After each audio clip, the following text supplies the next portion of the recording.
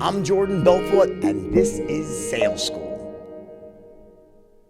All right, short message from my number one sponsor, NetSuite. Here's the deal. If you're a business owner, you don't need them, NetSuite, to tell you it's tough to run a business, because it is, right? We all know that. Don't let QuickBooks and spreadsheets slow you down anymore. Now is the time to upgrade to NetSuite by Oracle. They're the world's number one cloud-based business system. They give you the visibility and control over your financials, HR, inventory, e-commerce, and more. You want to join over 24,000 companies using NetSuite right now. So schedule a free product tour now at netsuite.com/school. That's netsuite.com/school. Got a great topic for today, which is what I kind of covered with this company today, which has to do with your sales cycle.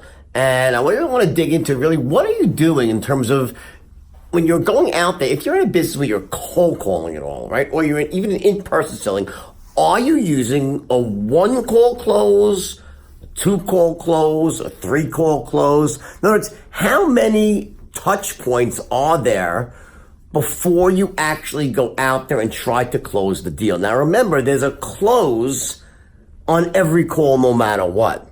You know, when you call someone and you say to them, listen, I'm calling from XYZ company. We're the best at this, and I'm reaching out to you for this reason. But all I want to do right now is say you some information on my company to let you know exactly what we can do for you, then get back to you down the road next time we can solve that problem. Just making up generic language, right? Sound fair enough? They say, yeah, sure, send me the information. Then you say, great, just a couple of quick questions so I don't waste your time in the future, so I can best serve you. Then you start, what's your email address? What's this? What's the next question? And use those questions to get into rapport, right?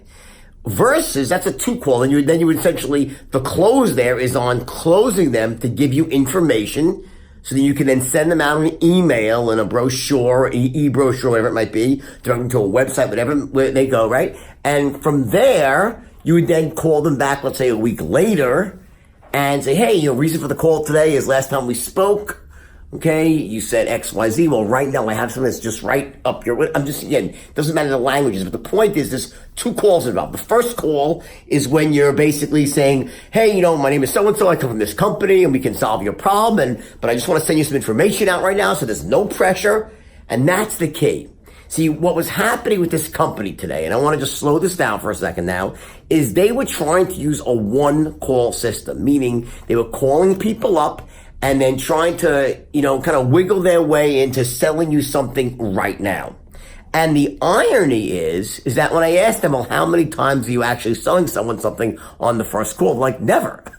I'm like, never? They're like, never. I'm like, then why are you opening up the call trying to say, hey, I have something right now to sell you? Because all it's doing is it's forcing you to get not interested, get hit with objections. In other words, you would never want to do that unless you actually have a really high likelihood of closing on the first call. Why you set it up as a sale?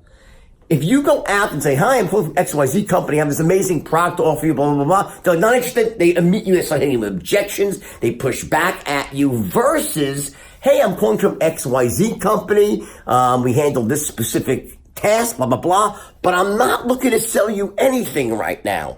All I want to do is send you out some information to tell you about our company and then get back to you down the road to discuss things in more detail once you've seen what we can do. Next time I have the perfect situation for you. Does that sound fair enough? And they'll say, yeah, sure, go ahead. One sets you up for this adversary relationship where you're knocking heads with the prospect from the first word, like, oh shit, I'm getting sold to, versus I'm not looking to sell you a thing today. I just want to send you out some information and get back to you down the road to discuss things in more detail. And then watch what happens. Now, once you do that, you take the pressure off. So they're like, yeah, sure, go ahead, send me the information. And you say, great, just a couple of questions so I can best serve you, so I don't waste your time. Now you start asking your intelligence gathering questions, and what happens? You get to build rapport. You see, because you took the pressure off in the front end of this initial call, and they're saying, yeah, sure, I'll answer some questions because you're not looking to sell me anything. Now, once they start answering your questions, you're like, yep, you start using your active listening.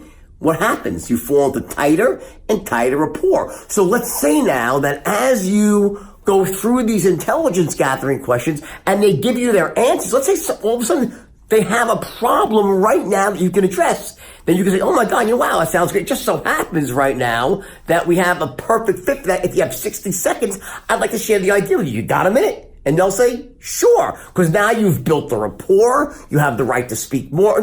When you go out there like gangbusters, I'm going to try to sell you from the first words out of your mouth. You have such a low hit ratio, and it's like you're using jujitsu. You're trying to hit someone with like Taekwondo, knock them out cold, but hitting with boom, boom, boom. When you go out there like a hard charging salesperson, hey, I'm calling this company with the greatest thing in the world. What rate are you paying? Like, I could beat that rate. They're like, get the fuck out of here. Versus, hey, XYZ, we specialize in this and that. And all I want to do right now is send you some information to show you exactly what we could do for you down the road. And then next time I have something that's right in your sweet spot, give you a call to discuss it in more detail. Does that sound fair enough? And they're like, yeah, sure, why not? Go ahead. And you say, great. Now, a couple of questions so I don't waste your time. First of all, what's your best email address? They give you that. Great. Now, in terms of your actual business, then go into ask your qualifying questions. And then once you do that, you use that as an opportunity to start building massive rapport.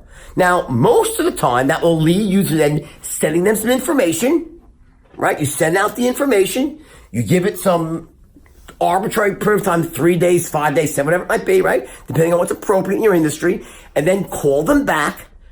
And you call them, say, if you recall, we spoke last week.